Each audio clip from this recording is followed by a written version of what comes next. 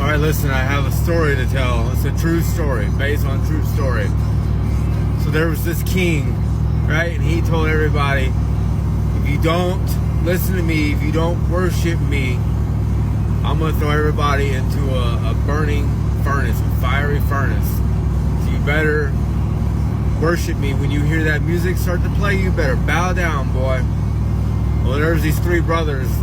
They're like, no, we ain't about that life, man. No, we're gonna worship our God. We're gonna have our belief, and we're gonna have faith that our God is going to take us out of your hand, King.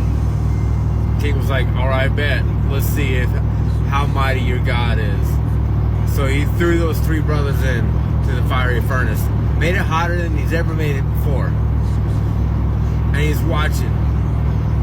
He sees four figures of men, four visages of men standing in that furnace. Who was that fourth? The Son of God. Three brothers come out of the fiery furnace untouched, don't even smell like smoke. That king automatically became a believer in these three brothers' God, the mighty God. Because there is no other God besides that one God. Made the king a believer, and what did he do for these three brothers? He promoted them. This was back, he was the king of Babylon. Babylon was very corrupt, very wicked, set in their own ways, worshiped their own gods. And because of this act, and because of the faith of these three brothers in the God, in our God, the one God, mighty God, he promoted them, and he believed in their God. No more worshipped his own gods. So we think about that in our own life, right? We have to have faith in our fiery trials and tribulations. We have to have belief that God's going to save us, that God is there for us, and he's standing right there by us to take us out of that fiery furnace, to take us out of the hand of that person who's trying to bring us down and make us do something that we don't want to do, right? Whether it comes to, your relationship, your partner is making you want to do something that you shouldn't be doing. Maybe you shouldn't even be with that person if they're making you do something that's going against your belief. But at the same time, God can make them a believer by you just staying in faith and belief that God's got you. Same thing with your work situation, or you have some kind of friend who you think is a friend. They're wanting you to go steal something or do harm to somebody, and you're like, no, I shouldn't be doing that.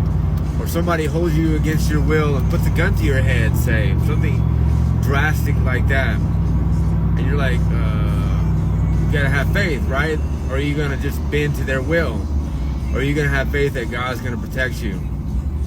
Now, does that mean that you're, say in that situation, you won't get shot? Maybe you will get shot. Maybe you'll get shot and you'll be unharmed. Maybe you'll be shot and maybe you'll die. But it's God's will. And we have to have faith in the Lord. And this post may not get a lot of likes. It may not get a lot of engagement. It may get some criticism. It may get a lot of criticism. But it has to be spoken that this is the truth. That we have to have faith in a higher power. It's not us that's going to do the will. It's the Father above that's going to do the will. So when we're having some kind of fiery trial or tribulation, we're being thrown in that furnace, we need to have faith that God is going to take us out of that situation. That he's always looking for our best interest. Especially every curse, every bad thing that seems to happen to us, or we want to call a curse, we want to call bad luck, misfortune, it's actually good fortune, and it's for a good reason. It's going to make us a better person, and we're going to look back and be like, oh, that's why God took us out of that situation. So just have faith. Just keep believing, because it is That's the truth. Love you guys. God bless. Y'all have a great Sunday.